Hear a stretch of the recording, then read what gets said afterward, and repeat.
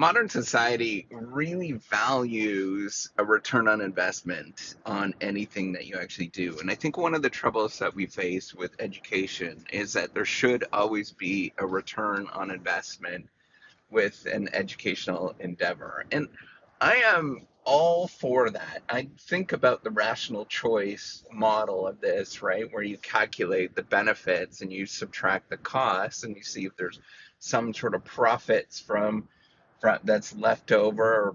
You kind of think about, is this thing actually worth it? And I think far too often, particularly with education, is that we want a return that far outweighs the cost of actually doing this particular thing. Now, the trouble is with education is that we don't know what the benefits actually are until it's far too late into the future. And in fact, many times that there's probably no benefits of doing education. It's not clear, and it's a big, messy thing. And so we think automatically that getting an education, particularly for things that are not standardized, right? So we know what the returns are for becoming a nurse. We know what the returns are for getting your MBA. Those things are fairly clear.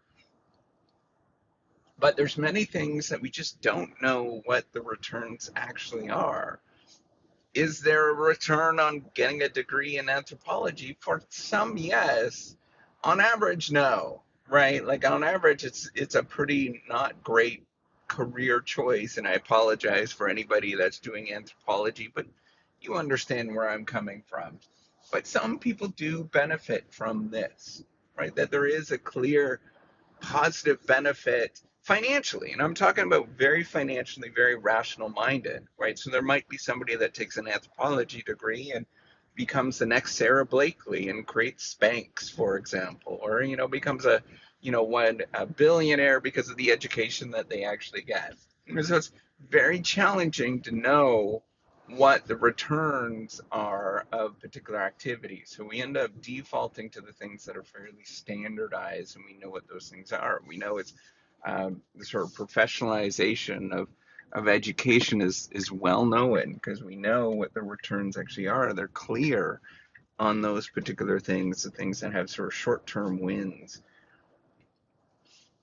So where am I going with this? Why am I actually talking about this? The key thing is to remember with education is that it's unclear what the returns are, right? And if there promises to be a return, financial return, it might come at a cost. It's something that is novelty or that is interesting to you, that you're not necessarily, you might not necessarily get, right? And so how do you reconcile these particular things? You look for ways that you can benefit in other ways, right? You don't let the education sort of dictate. That's me. This is how I define myself. I'm a nurse after that.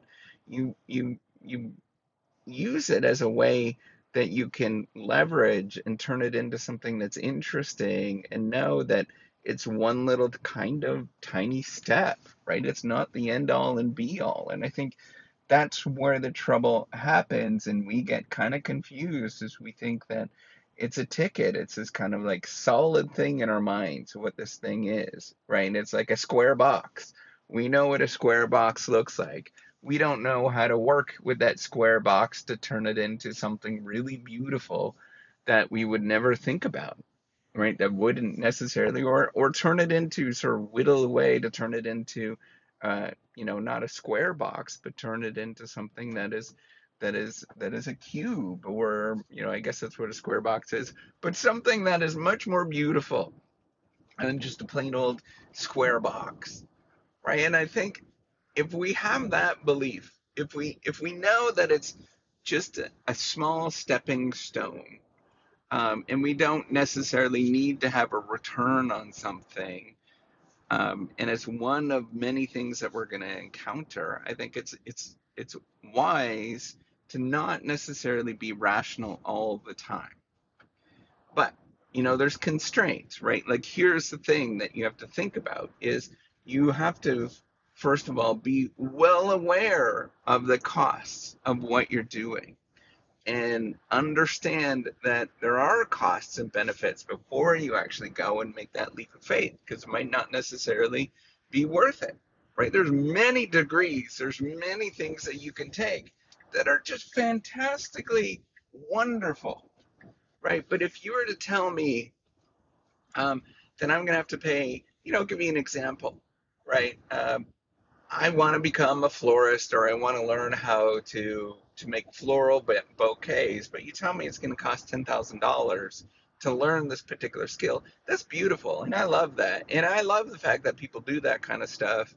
I think it's wonderful, but it has to be within. So if I look at this and I say, hey, it's going to be a negative loss of $100,000 versus something else, I should probably really deeply think about that. Now, if I know that getting those flowers or becoming a flower bouquet is going to allow me to become flowers.com, that's a perfectly rational, beautiful choice, right? And that makes a lot of financial sense to do that, but we just don't know whether that's actually the case. And so we have to think, hey, is this worth it? If so, if you really have that deep desire, yes, but then figure out, how do you leverage this, right? You do not become flowers.com by, or 1-800-Flowers, by simply saying, I'm just going to get a degree and that's the end of it. No, it's grinding work. And that's where I think about people that sort of know when they actively make this choice, right? They're going to create a business, a small business. They soon discover it's grinding work. It's getting up every day. It's often on weekends. It's often at Christmases, and all these kind of things. Especially during the Thanksgiving break and all that stuff. Good Black Friday and all of that kind of stuff. Especially those moments. That's where you work. That's when things actually are hopping. And so it's often you're working a lot, and it's nonstop. And yes, that's where you think, hey, getting that floral degree, um, was completely worth it if I am going to dedicate 40 years of my life to grinding work to turn this into flowers.com or whatever the thing that you're going to turn it into. All of that is completely worth it. It makes complete rational sense. Um, and so I just want you to be well aware of that as you're making these decisions, is both the sort of rational component, do that financial calculation, but then on the other side, think about, hey, that there's lots of things that we can't put our finger on that's a financial calculation. Beauty is something that is just hard to value, and yet it's an important part of our life, having things that are beautiful. However, and I don't even know what beauty is, right? I see some things and I'm like, that's not beautiful, but other people say, hey, that's damn beautiful, and they're willing to pay a lot of money for it.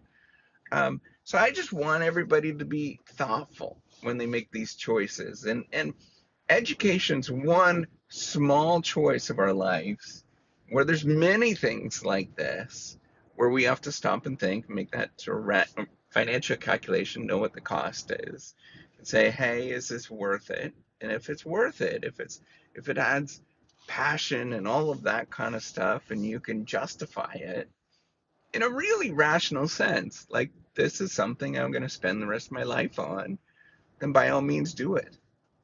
That is an important part of what you're going to do in your life. And sometimes it takes a great deal of leap of faith, or it takes a great leap of faith to do things, and you really don't know.